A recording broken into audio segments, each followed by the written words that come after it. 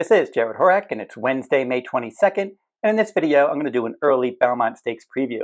Now, as of May 22nd, we have 11 horses possible for the Belmont Stakes, and I'll go through those horses later in this video. But before I do that, I'm going to go over my handicapping regimen for Triple Crown Series races.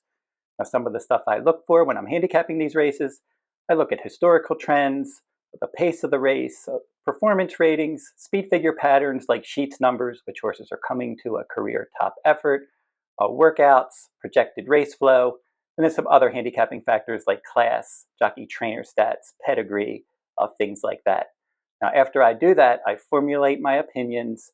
I look for price contenders to include in the exotics, and then I do my wagering strategies. And I think that the wagering strategies are the most important step to making money in these Triple Crown Series races. How you bet the race. You can get your contenders down, but you have to bet them properly to be able to make some money. Now, many other factors, after you do that, then many factors will contribute to the final outcome in these horse races. And definitely so many things can go wrong and then tip the balance in another direction and cause you to lose the race. You can have late scratches. They can alter the race shape. You may have picked a horse where you thought there was a speed duel and you picked a closer. And then there's a late scratch and then there's a lone speed horse. So then suddenly your top choice is going to be in trouble from a race shape standpoint. What happens in the paddock? Some horses lose it in the paddock, the warm-up prior to the race, and then the gate load. Some horses waste energy, they overheat, and they're not able to run their best race on the track. Then you have the break of the race. Some horses get eliminated by a troubled start, or they'll stumble at the start and lose all chance. Jockey decisions. Maybe a jockey decides not to go, and then another horse is able to control the pace. Or you can have a speed duel that you weren't expecting. Or a rider that you thought was the lone speed takes back off the pace, and then another horse steals the race. Trips. Your horse can get trapped. The race shape could be slow, fast, moderate, or honest. Maybe you thought it was going to be fast, and then it doesn't turn out that way. And then you're not able to win the race because of that. Racing luck. Horses can have good and bad luck. Track conditions. Fast track, wet track. Some horses thrive on certain conditions. Track bias. You can have a speed bias track, and you like the closer prior to knowing that, and you know you're in trouble. A closer track, the opposite could happen. You could be playing a speed horse, but closers are doing best that day. Or certain lanes are best. Possibly the inside lanes are best, and you like a horse that's drawn on the outside. That can contribute to how the race ends up running. So now we're going to go through the Triple Crown races that have been run so far, the Kentucky Derby, and see what kind of factors led to the final outcome in those races. So we had a contested pace in a 20-horse field in the Kentucky Derby. And so many horses can end up with trouble trips. And you have horses that have specific running styles running in the Derby. In a 20-horse field, they're just not able to get into their comfortable rhythm. They could definitely be thrown off by a wide variety of things. Like I said, what happens in the warm-up, in the paddock, in the gate. So many things can happen in a 20-horse field. But the horse that got the best trip and was able to win that day, Mystik Dan, had all the luck on his side that day. And he got the best trip. The pace was contested. The horses that were up on the pace weren't around at the end. Mystik Dan was sitting in the right spot behind the speed, saving all the ground under Brian Hernandez Jr., stalking that pace. And then he slipped through on the inside around the far turn. He got clear and he got a jump on the closers, and he just held on by a nose there. Now, my top choice was Sierra Leone, and he ran the best overall race. He just didn't have all the racing luck on his side, and some of it was his own doing. He lost ground racing wide from off the pace, but he did have a good race shape in his favor. And then in the stretch, it looked like he was going to run by, but then he started lugging in, and he just couldn't run a straight line. Should have won that race for sure. He ran the best overall race, but he just wasn't able to win due to those contributing factors. And then Forever Young probably ran the second best race coming in from Japan. He definitely had the race shape in his favor, rallying from off the pace. But he was bothered by Sierra Leone in the stretch. These two were bumping around, and he lost by 2 noses. So I thought he ran the second best race, and under different circumstances, he could have definitely won the Kentucky Derby as well. Probably Mystik Dan, your 18-to-1 winner, ran the third best race overall. But he had all the breaks in his favor, and he was able to win the race. So then coming to the Preakness Stakes 2 weeks later, a big early scratch definitely altered the final outcome. You had Muth, your heavy morning line favorite at 8-5. He was probably going to be bet down lower than that. He came down with a fever the week of the race. He scratched out of the Preakness Stakes. he was your strong favorite, and he was a strong wire-to-wire threat in that race. So with Muth out, that altered the pace scenario. And we had a wet, speed-favoring track at Pimlico as well. Some horses didn't like the wet track. Horses that like to come from off the pace were going to suddenly be in trouble. The combination of the wet track and the speed-favoring track. And then you had Imagination, Muth's stablemate. He was looked like he was going to be the one that was going to set the pace there. He had the outside post. He had shown good early pressing speed. He was first or second in the early calls in all of his other races. And he's one that looked like he could go out there and try to seize control, but he had never stepped foot on a wet track in his life. And then his rider, Frankie Dettori, decided to concede the early lead to Wayne Lucas trainee Seize the Gray, and he was 9-1. Imagination was a little more highly regarded than him. And Seize the Gray never relinquished his pace advantage there, and he was able to go wire to wire and upset the field at 9-1. Now, I thought he should have been higher than 9-1, but remember that he was owned by My Racehorse, and he had a micro share group of more than 2,500 owners putting money on him. And then his final odds definitely were lower than expected. And then looking at these Triple Crown Series races, a lot of times you see that horses take more money than they should. An example of that is Mugatu. He was on the inside. He was 1 for 12. He looked like a complete outsider in the Preakness. He was only 16-1. He should have been more than 50-1. His realistic chances of winning that race were very low. And then also people like to cash on these long shots. And I call this like the mind that bird rich strike syndrome, where once we had these big long shots winning some of these Triple Crown Series races, people don't want, they want to duplicate that. They want to pick a long shot. They want to win it. And then they overbet some of these long shots. But I thought Seize the Gray, obviously, he ran the best overall race in the Preakness Stakes. But due to those contributing factors, the wet track, moose scratching, other runners compromised by the wet track and the race shape. Horses like Catching Freedom likes to run from off the pace.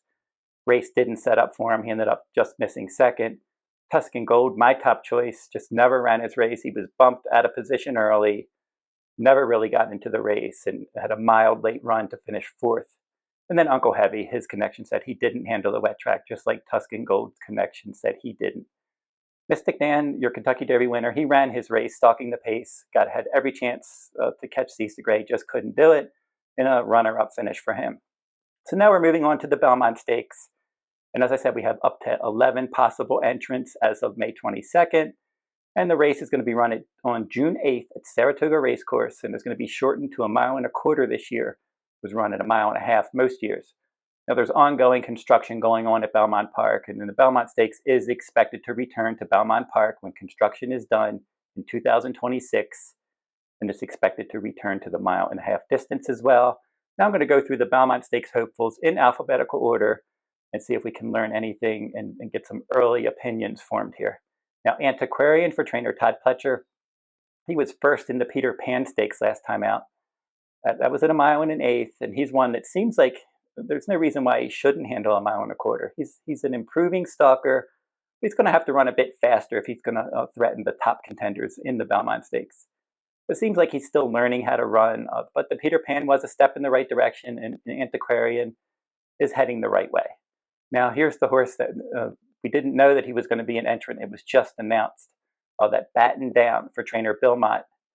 He is a son of Tappet. Close Hatches is the dam, and First Defense is the dam sire. This one's a full brother to Tacitus, and Tacitus was second in the Belmont Stakes in 2019, and I did pick him that year. He was wide throughout. He probably should have won the Belmont. He might have ran the best overall race, but he had to settle for the place there. And Bill Mott trained Tacitus, and he trained this horse as well. And he's run 4 times in the maiden special weight ranks with a win, a second, and a third. In his second career start, he was second by a neck. That was at 1.125 miles on February 24th. Then he was third at 1.116 miles on April 6th. And then he had his big coming out party last time, a front-running maiden special weight win as the favorite, and he won by 8 3/4 lengths at 1.25 miles at Churchill Downs on April 30th. He's already won at 1.25 miles. He was able to get out there and control the pace and keep on going. He was geared down. That was a nice effort. And now we just got to see what kind of class he has. We just don't know yet. His Belmont rider is going to be Junior Alvarado. And he had a recent workout on the training track at Saratoga, 5 furlongs in 102.55, 4th best of 5 on May 20th. But certainly he has the pedigree. His win last time was good. He's one that has a lot of upside. Maybe he rates a long shot look, but we just don't know where he fits from a class standpoint. He's going to go from maiden right into this stakes race.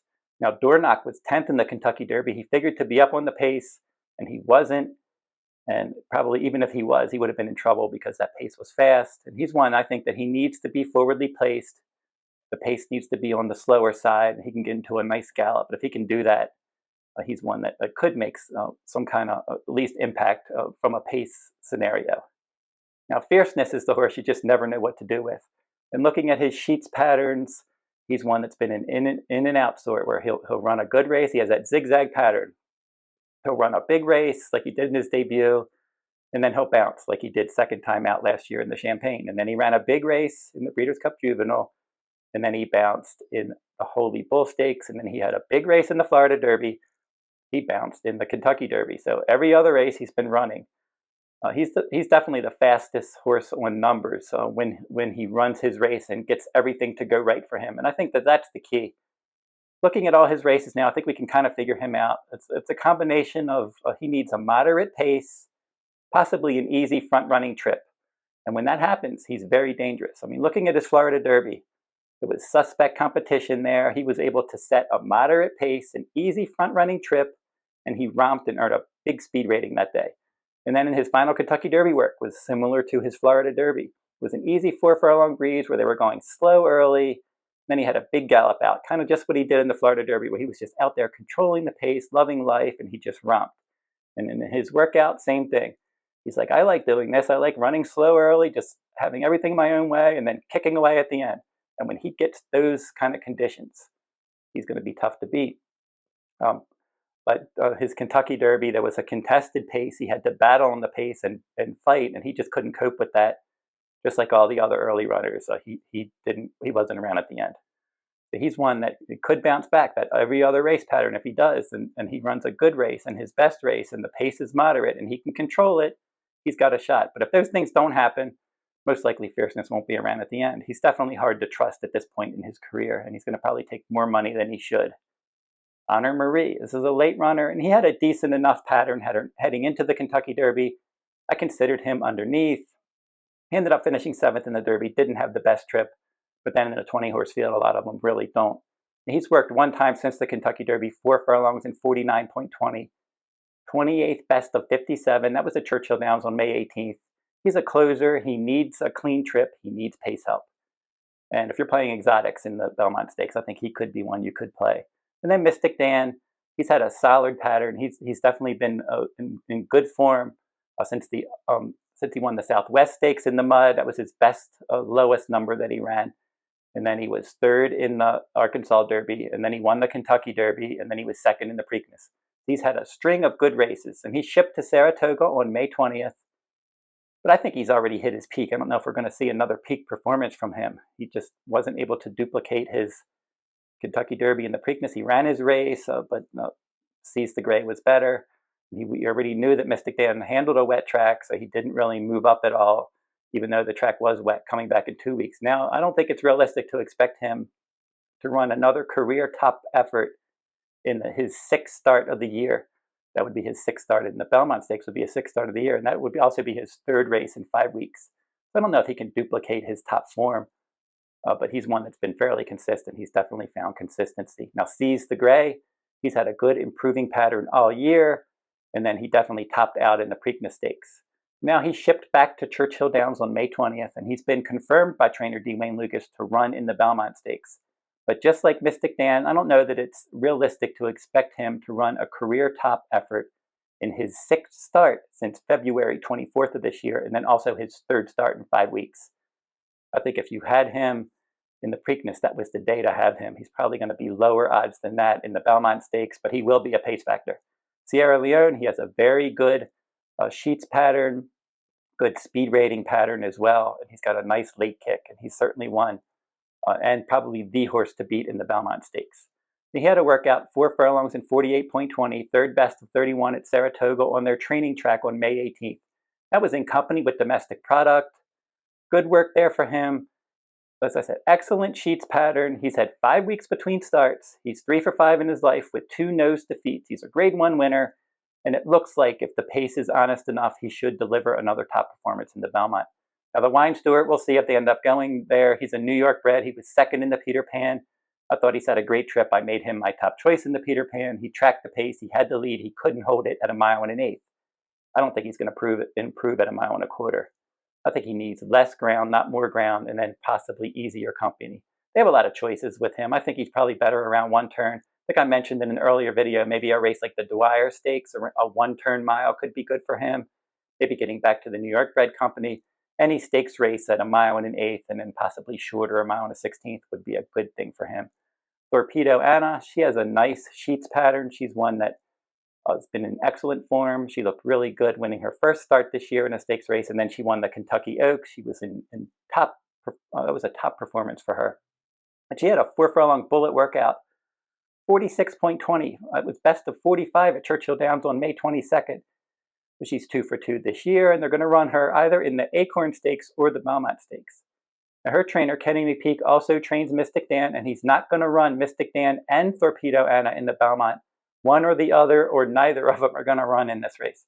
So I think if Mystik Dan does well, he's definitely going to run him in the Belmont, and he'll probably target the Acorn for Thorpedo Anna. But if Mystik Dan just didn't come out of the Preakness good enough and he doesn't think he wants to bring him back in 3 weeks, maybe he'll end up in that race. I think she fits with this group if she does handle 1 1/4 miles. And the other thing about her is if they do run her in the Belmont Stakes, they're going to have to supplement her to the race for $50,000 because she's not eligible, Triple Crown eligible. And then you have Tuscan Gold.